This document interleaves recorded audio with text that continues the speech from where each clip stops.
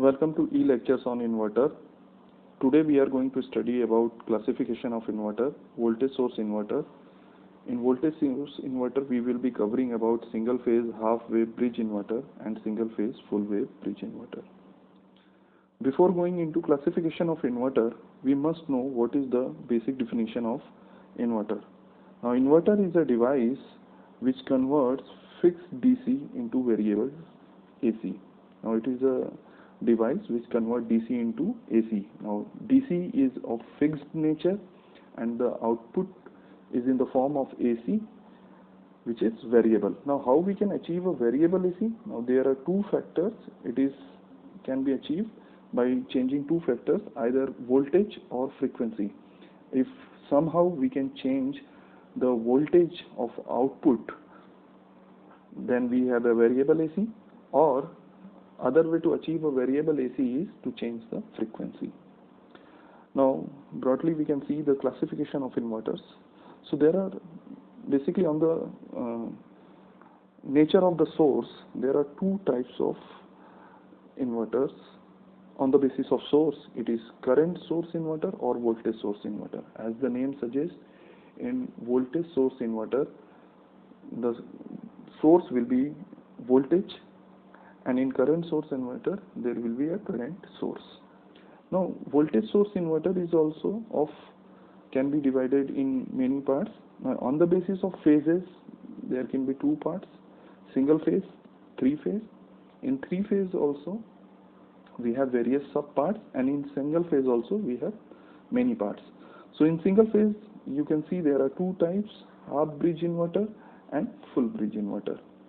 Now again, PSI can be classified on the basis of control strategy used into two types: square wave inverter and PWM inverter. PWM, pulse width modulation, which we will be carrying in further details in our next classes. So if we see, the classification is very much based on various factors. If we are seeing on phases, there are two types: single phase and three phase. If we see on the basis of source, what is the source, there are two types: voltage source and current source. And if we see how the output voltage is controlled, there are two types: it is square wave inverter and PWM inverter. Now there are two more types: series inverter and parallel inverter. So they are also classified on the basis of the controlling topologies used. Moving towards single phase half wave bridge inverter. Now you can see this is the basic circuit diagram of a single phase half bridge inverter. There are two sources of Vs/2 and Vs/2. There is one load, resistive load. There are two switches and two diodes. Now this is a basic circuit diagram. It's a three-wire system. You can see this is three-wire system. Now we can start analysis of this circuit diagram in various modes. We can divide the whole circuit in various modes. Now in mode 1, if you see mode 1, the switch is closed, S1 is on in mode 1. So when S1 is on, you can see there is a current flowing in this direction, and the resistance R, the output voltage across R is V0.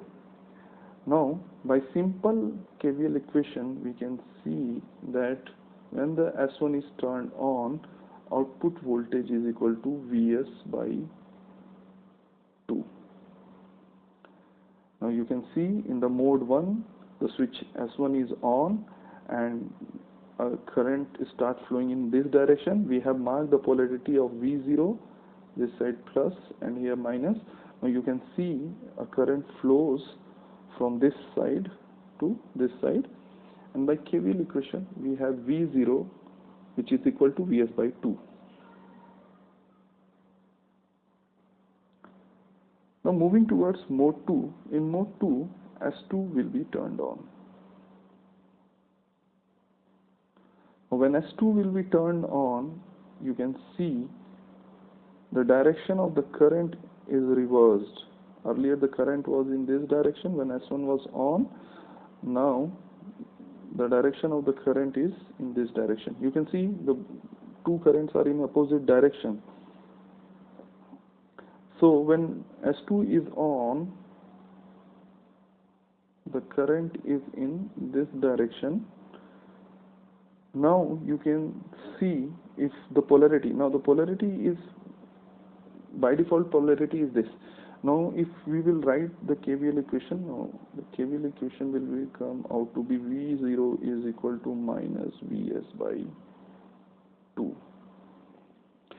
Now when switch S1 was on, the KVL equation was V0 is equal to plus Vs by 2, and when S2 is on, the KVL equation is V0 is equal to minus Vs by 2.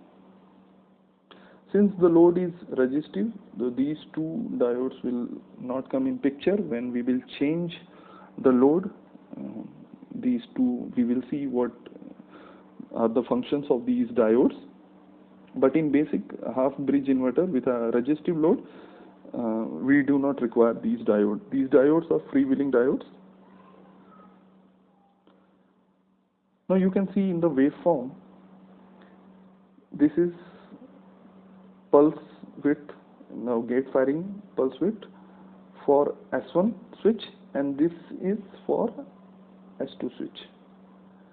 Now if you divide the time T1 and T2, so from 0 to T1, the switch S1 is fired. Now this switch S, if we consider it as a thyristor or SCR, we require a firing gate pulse. Now it is fired between 0 to T1, and S2 is fired from 0 to T2.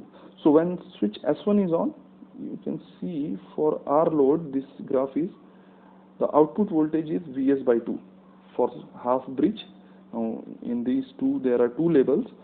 Vs is for full bridge and Vs by 2 is for half bridge. So now we will be considering only half bridge, and during T1 to T2, switch S2 is on, and we can see the output voltage is minus Vs by 2. Again from T2 to T3, S1 is on, and we can see the output voltage is plus Vs by 2. So when S1 is on, the voltage level is plus Vs by 2, and when S2 is on, the voltage level is minus Vs by 2. Again when the switch is on, S1, the voltage is Vs by 2. This is for half bridge inverter. Now since in resistive load V and I are in same phase, so simply the current will be Vs by 2R when switch S1 is on, and Vs by 2R minus Vs by 2R when switch S2 is on. So from this circuit diagram we can clearly understand that inverter has a square wave output. Now we have achieved not a pure AC, but we have achieved a alternating voltage output. Moving towards mathematical analysis, now we know that what is the instantaneous value of output voltage. Now this, by Fourier analysis, we can get this V0 is the value of instantaneous output voltage. Now what is value? V0 is equal to 2 Vs by n pi. What is the RMS value? RMS value is Vs by 2. Easily you can figure out that this graph has RMS value, Vrms is equal to Vs by 2 for half bridge inverter, and this is instantaneous value. Now what is n? If we see what is n, n are the harmonics. So by the Fourier analysis we got instantaneous value V0 is equal to 2 Vs by n pi sine omega t, and where n is equal to 1, 3, 5. So if we go into Fourier analysis, we will come to know that the even harmonics get cancelled out. No even harmonics are present. They all are equal to 0. So there are only odd harmonics. Now, what is the value of nth harmonic? If we replace in this formula value of n, so you will get V0n is equal to 2Vs upon n pi sine n omega t. Now, what is the RMS value of this nth harmonic? If we figure out RMS value, so simply what is the RMS value? Just peak value divided by root 2. Now, you can see the peak value was 2Vs by n pi, and if we want to get RMS value, just divide peak value by root 2. Now, what is the value of fundamental voltage? Now, fundamental voltage is if the value of n is equal to 1. Now, this is fundamental frequency, fundamental value. So, replacing n is equal to 1, what we will get, if we see, if we replace n is equal to 1 in this formula,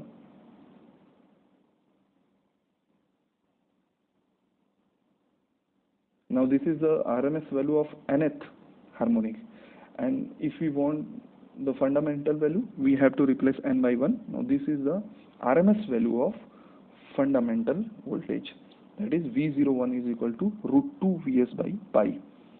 If n is equal to 3, you can easily figure out what will be the value. V03 will be equal to root 2 Vs by 3 pi. So we are simply replacing value of n. So moving towards, now we have to calculate some performance parameter. Now there is one performance parameter which is known as THD. Now what is THD? It is the measure of closeness. It is the measure of closeness in the shape of waveform of the output voltage and its fundamental component. Now it's how the fundamental component and now fundamental component is purely sinusoidal, and we have seen that our voltage waveform is in the form of a square wave. So now this term THD is a measure how close fundamental and our original waveform are in closeness. So there is a number, we measure it by a parameter known as THD. Now there is another factor G. What is G?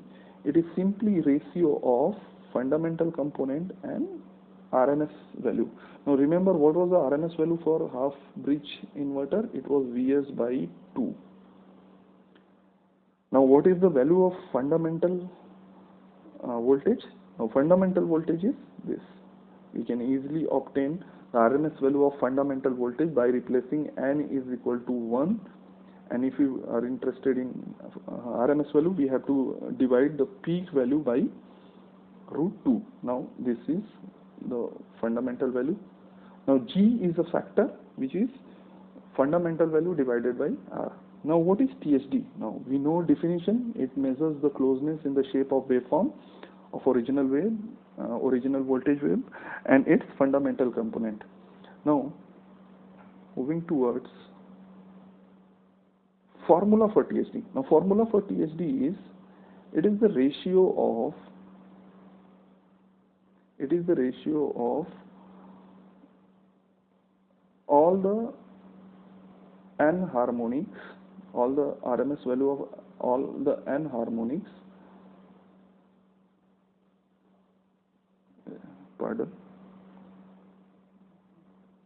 now it is if we are interested into formula of THD, it is all the nth harmonics divided by fundamental value. So all n harmonics, how to calculate all the n harmonics apart from fundamental? Now how we will be calculating? Now if we want RMS value of all n harmonics, so this is RMS value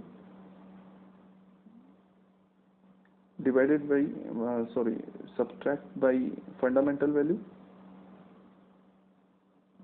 Now this term will be calculating RMS value of all the nth harmonics. All how many harmonics are present? If you see in the formula, n is equal to 3, 5. 1 is fundamental. Of course, 1 is fundamental. So what apart from fundamental? N is equal to 3, 5, 7, 9. If we want to calculate all the RMS values of these nth harmonics, so what is the RMS value? Minus fundamental value and square root. Now this is calculating, this factor is calculating RMS value of all the n harmonics. Now what is THD? Now THD is ratio of all the n harmonics, RMS value of all n harmonics and fundamental value. So THD is RMS value of all the n harmonics and RMS value of fundamental component. Now if we look closely, this factor, now in the formula we have V0R square minus V01 square divided by V01 square. Now this is THD. Now if we replace G, which is V01 upon V0R, we will get a formula for THD 1 upon G square minus 1 complete bracket 1 by half square root. Now what is the value of G? Here we have calculated value of G. It is fundamental value. We know root 2 Vs by pi and we know RMS value Vs by 2. So on calculation the final value will be of THD 48.34%. If we calculate, we have to multiply it by 100. So in percentage its value is 48.34. Now here's few points. So freewheeling diode were not in use because the load was resistive, so there was no use of freewheeling diode.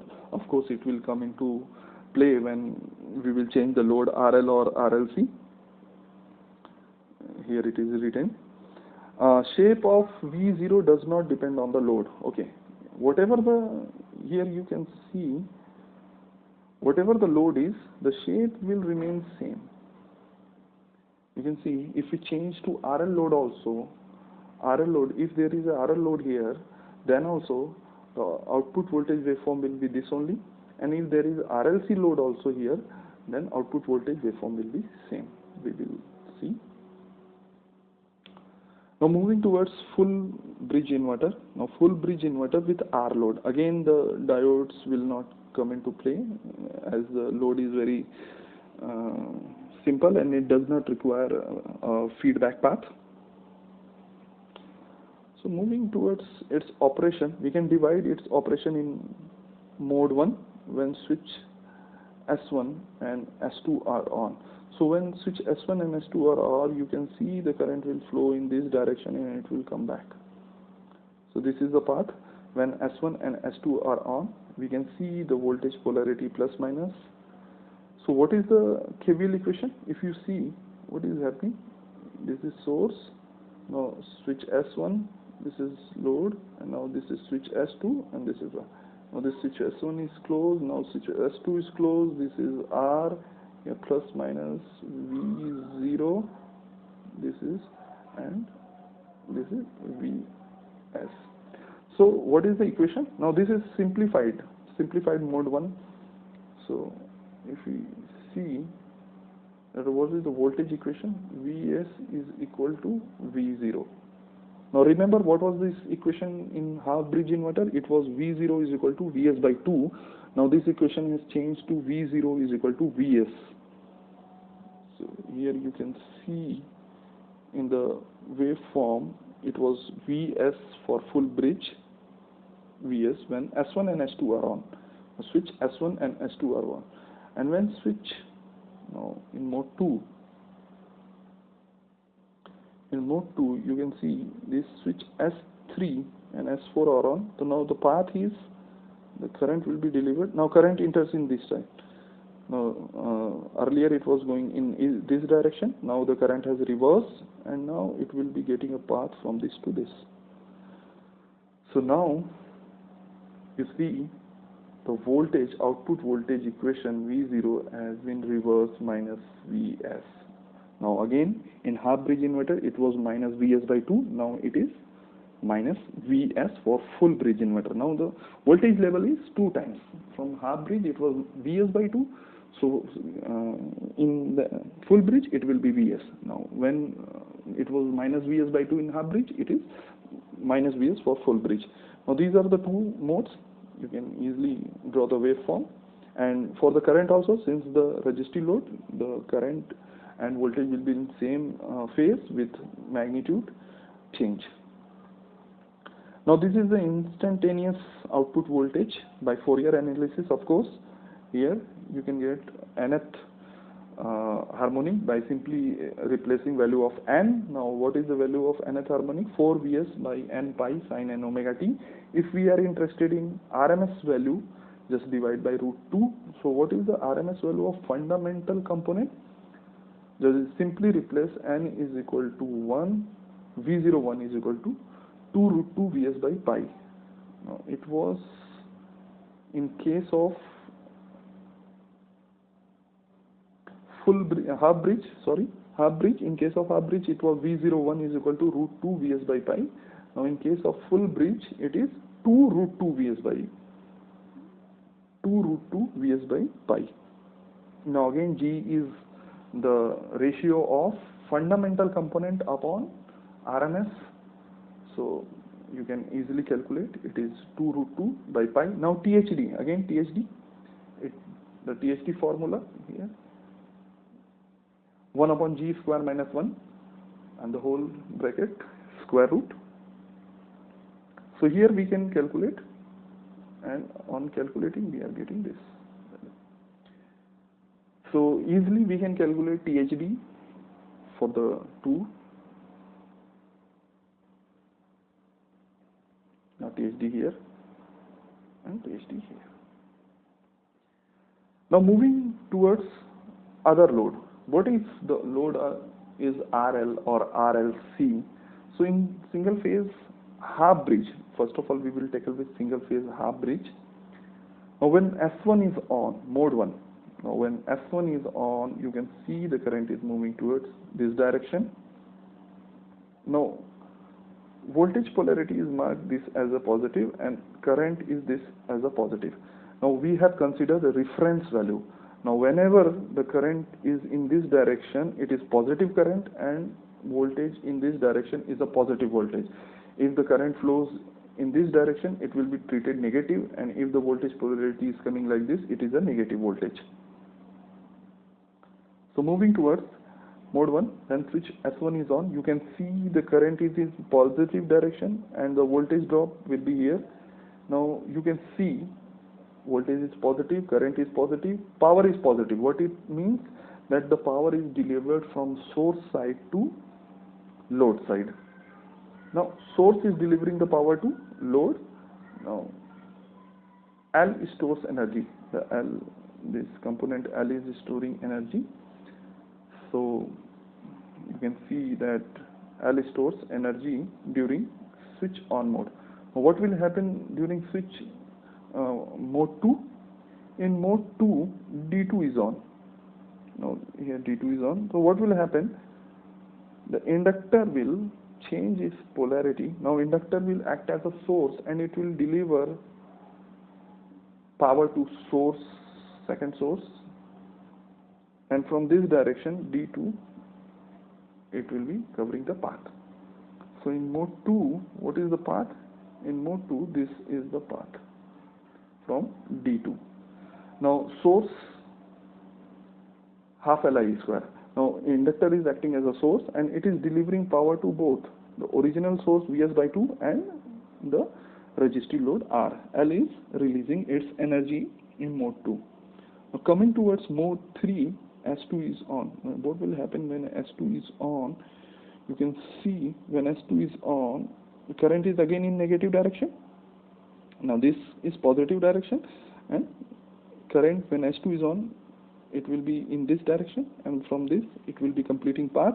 So during S2 the current is negative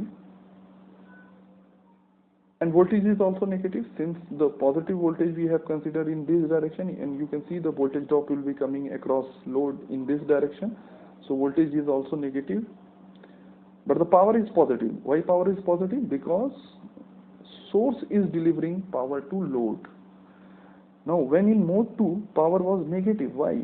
Because load was delivering, this L was delivering power to source, but in mode 1 and in mode 3 the source is delivering power to load. Whenever load will be delivering power to source, power will be negative. Now similarly in mode 4 D1 is turned on.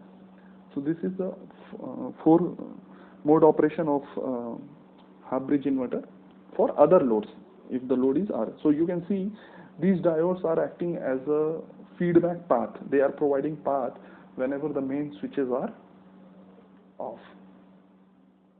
Now this is a typical waveform for other load, RL load. Now you can see when switch S1 and D1, when S1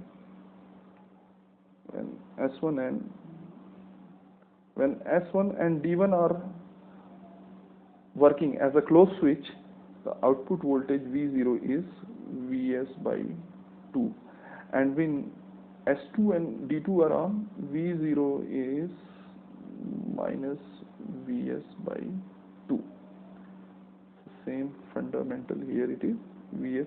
So you see we have changed the load, but again the shape of the waveform is same, a square wave. Now here it is current. You can see during the current, during switch S1 is on, the current is charging the inductor in the positive direction. You see, in the positive direction. That's why the current is positive. Now see, when D2 is on, the current is again in positive direction but decreasing. The L is releasing its energy.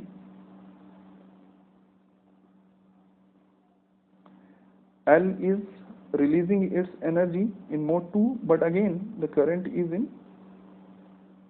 same direction. Pardon?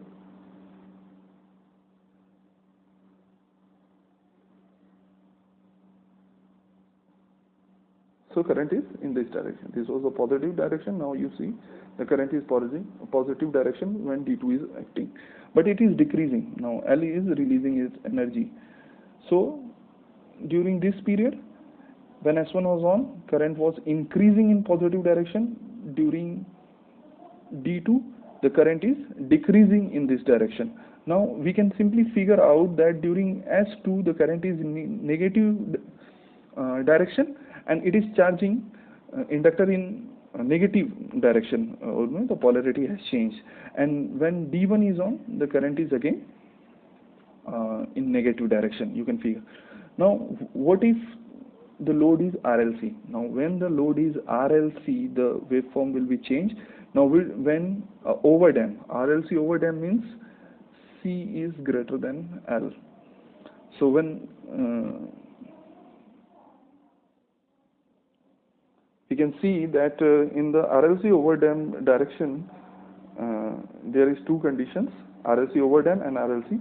Now there is a current which is leading in nature, and there is a current which is this is a current which is lagging in nature, and this is a current which is leading in nature. Now what is the advantage? If the current is leading in nature, you see the current is becoming zero at this point. Now what it means? That we don't require a force commutation. When the current here, when the voltage is zero, the current is still present. So if we want to turn off thyristor, the current must be zero, anode current must be zero. So here anode current is not zero, so we will be requiring a commutation. So it is force commutation. Now in this part, when the load is the current in load is becoming zero, so automatically the switch will turn off. It means in this case, when there is a leading RLC circuit, what it means, C is greater than L, then we don't require a force commutation. There is a load commutation. So you can see when there is an inductive load or L is greater than C, you require a force commutation, and when C is greater than L, you require a load commutation. How? It is evident from these two waveforms. So that's all for today. In the next class, we will learn voltage control. Thank you very much.